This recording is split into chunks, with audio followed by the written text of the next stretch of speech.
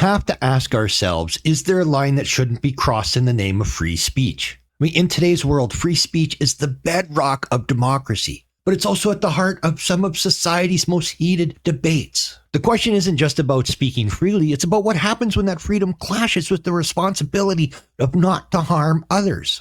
Freedom of speech is one of the most cherished rights in democratic societies. It allows us to voice our opinions, criticize those in power, and engage in open dialogue. But yet, freedom of speech isn't just about saying what we want. It's about defending the rights of others to do the same, even when we disagree. And yet, this brings up an uncomfortable question. Does the right to speak freely mean the right to offend? And if so, at what point does the right become harmful to others? Now, as societies grapple with these questions, we are faced with the growing tension between free speech and the need to protect individuals' rights from harmful rhetoric. And this tension is most visible when free speech crosses into what many consider hate speech or extremely offensive behavior. On one hand, we've seen the importance of free expression in standing up to tyranny, in pushing for social change. But on the other hand, unchecked freedom can lead to the spread of harmful ideas, discrimination, and even violence.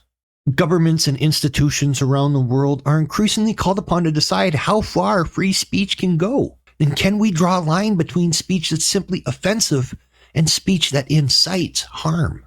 And who gets to decide what's harmful and what isn't?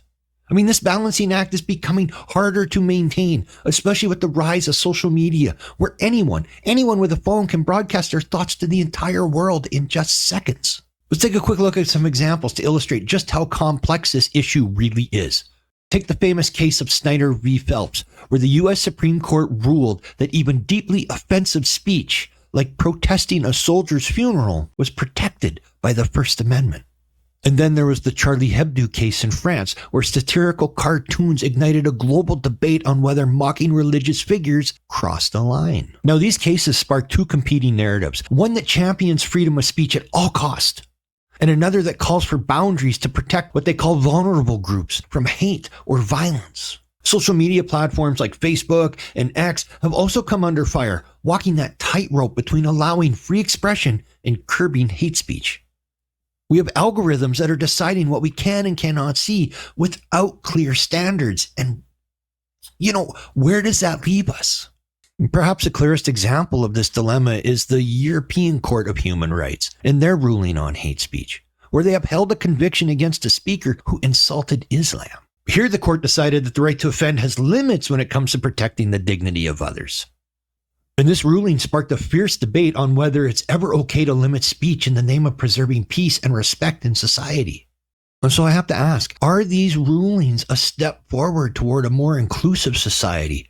Or are they that slippery slope towards censorship? I mean, this is the key moment, the crux of the issue. How do we balance competing rights? Now, in the end, the debate of free speech versus the right not to be harmed by offensive language is far from settled.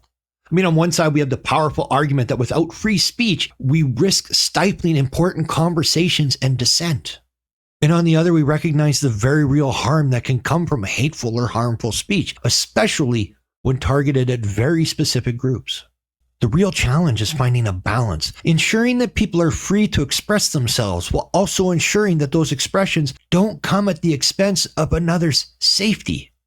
I mean, it's a conversation that is not going to go away anytime soon. Now, I want to hear from you. Do you think there's a line that shouldn't be crossed in the name of free speech? I mean, let me know in the comments down below. And if you want to dive deeper into this debate, let me know. Mention it down in the comments, and maybe we will have to do something broader, way more in-depth video, or even better. We'll schedule one of the specific lives in order to do our debate on free speech. And just so you know, we have a call-in number, so everybody will be able to voice their opinion. So until next time, stay safe, and I'll catch you next time. Peace out, everyone.